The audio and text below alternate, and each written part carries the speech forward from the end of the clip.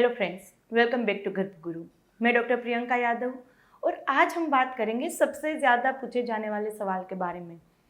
काफ़ी सारे कमेंट्स आप देखेंगे यही रहेगा कि पहली डिलीवरी मेरी सीजर से हुई है, सी सेक्शन से हुई है, अब दूसरी प्रेगनेंसी है तो क्या उसमें मैं नॉर्मल कर सकती हूँ डिलीवरी या मुझे सीजर ही करना पड़ेगा।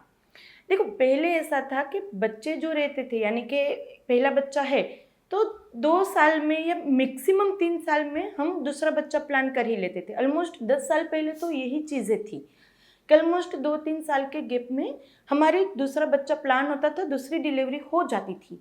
लेकिन अब टाइम बदल गया, पिछले 3-4 साल से स्पेसिफिक ये टाइम बदल गया है कि अब हम जो प्लान करते हैं, क्योंकि मेरे पास जो पेशेंट आते हैं पहले बच्चे को 8 साल 10 साल 12 साल एटलीस्ट 5 साल का गैप अभी हम रखने लगे हैं, है ना।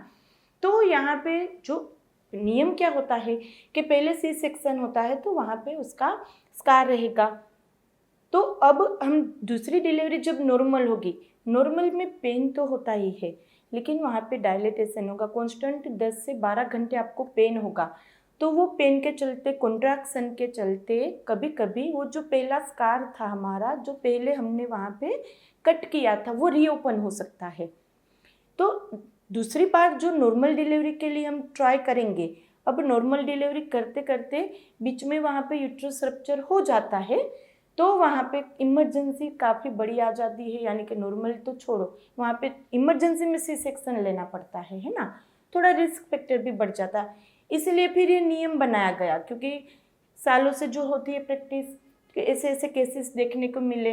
अब वो चाहे वो 100 में से एक को भी हो तो भी हम एक लेवल पे रिस्क नहीं लेना चाहते, ना ही बच्चे के साथ ना ही माँ के साथ। तो इसलिए एक नियम बनाया गया, धीरे धीरे नियम बन गया, बनाया गया यानी कि बन गया कि पहला यदि सी सेक्शन हो तो दूसरा भी हम सी सेक्शन ही करेंगे, कोई रिस्क नहीं लेंगे।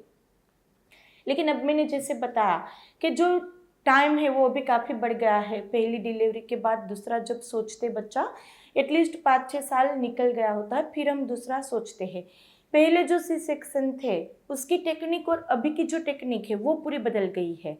अभी बहुत अच्छे से वहाँ पे नई टेक्निक आ गई है, उसकी रिकवरी भी उतनी अच्छी। पहले सी सेक्शन 10 साल पहले सोचा जाए तो ऐसे था कि सीजर हुआ है, बहुत ही लंबा वहाँ पे रिकवरी आती थी। अब के जो टाइम है उसमें आज से सेक्शन हुआ, आज के आज वो चल फिरने लगती है, नॉर्मल से भी अच्छी रिकवरी कभी कभी उसमें आ जाती है, क्योंकि नॉर्मल वाले को नीचे वहाँ पे टाके लगते तो बैठने उठने में दिक्कत आती है ना।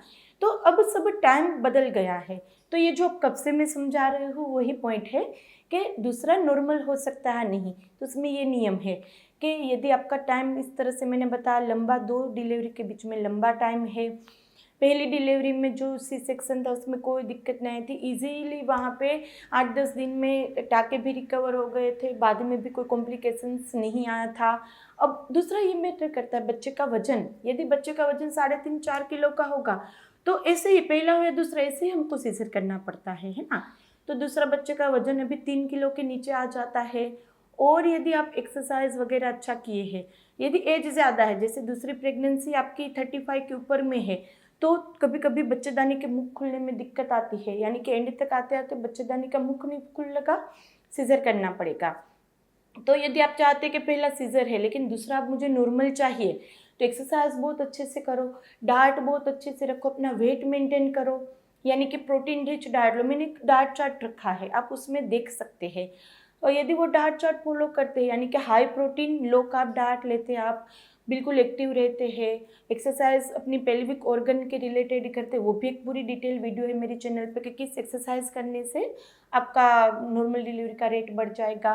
फिर दूसरा ये भी रहता है कि लास्ट के टाइम पे हम जो कैस्टोरोल पिलाते हैं वो पिए, होम्योपैथिक मेडिसिन 8वें महीने से शुरू करिए, जिससे डिलीवरी के नॉर्मल डिलीवरी के सक्सेस रेट बढ़ जाएंगे।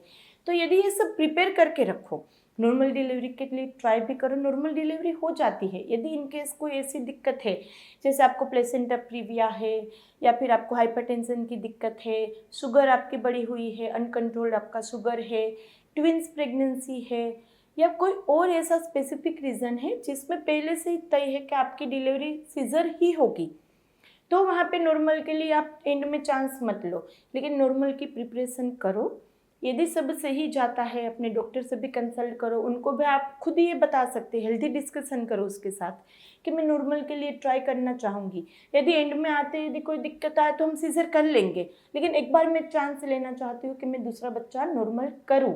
उसके लिए सब मेहनत आप करो तो नॉर्मल डिलीवरी हो जाती है। लेकिन जैसे मैंने बताया कि ऑलरेडी हाई रिस्क प्रेगनेंसी हो, जिसमें जल्दी जल्दी अभी 1 साल 2 साल पहले आपका सीज़र हुआ है, तो आप दूसरे में सीज़र के लिए वहाँ पे ज़्यादा सोचना, नॉर्मल में थोड़े रिस्क बढ़ जाते हैं, तो उसके लिए भी अपने गायनेक के साथ हेल्दी डिस्कस करो। तो ये सब पॉइंट आप वहाँ पे दिमाग में रखिए। तो डाइट करो, एक्सरसाइज करो, होम्योपैथिक मेडिसिन लो, कैस्टोरोल एप्लीकेशन करो, गर्म चीज़ खाओ। जो पहली डिलीवरी में मैं बताती हूँ, नॉर्मल डिलीवरी के लिए बहुत सारे वीडियोस, बहुत सारी टेक्निक, ब्रीथिंग टेक्निक भी है जिससे पेन कम हो, अच्छे से लेबर प्रोग्रेस हो। तो नॉर्मल डिलीवरी वाला वीडियो मेरे चैनल पे बहुत सारे दिखेंगे, वो आप देखिए। होम्योपैथिक मेडिसिन लेना चाहते हैं तो 8वें महीने से होम्योपैथिक मेडिसिन हम जो देते हैं, बहुत अच्छे हमारे पेशेंट के रिव्यूज़ है, आसानी से नॉर्मल डिलीवरी कम टाइम में हो जाती है। तो आप उसके लिए हमारी टेलीफोनिक अपॉइंटमेंट भी बुक करवा सकते हैं। यहाँ पे हम नंबर रख देंगे, आप टेलीफोनिक अपॉइंटमेंट बुक करवा के हमसे वो डिस्कस कर सकते हैं। तो मैंने जैसे बताया, रिस्क फैक्टर रहते हैं, पहले सीजर होते हैं, दूसरी हमें नॉर्मल चाहिए तो हो जाती है, लेकिन ये सब पॉइंट हमें दिमाग में रखने पड़ेंगे। गायनिक के साथ एक हेल्थी डिस्कशन करके उसके लिए मेहनत करके हम एटलीस्ट ट्राई कर सकते हैं। तो यदि इसमें से भी कुछ कंफ्यूजन है तो हम कमेंट बॉक्स में पूछ सकते हैं। यदि आपको वीडियो पसंद आया तो उसको लाइक करिएगा, बहुत ज़्यादा लोगों को शेयर करिए, क्योंकि ज़्यादा से ज़्यादा कंफ्यूजन इसमें रहता है। और इस चैनल को सब्सक्राइब नहीं किया तो कर लीजिए, आपके लिए बिल्कुल ही फ्री है। तो चलिए फ्रेंड, फिर जल्दी से मिलेंगे, तब तक के लिए stay healthy, stay happy, bye.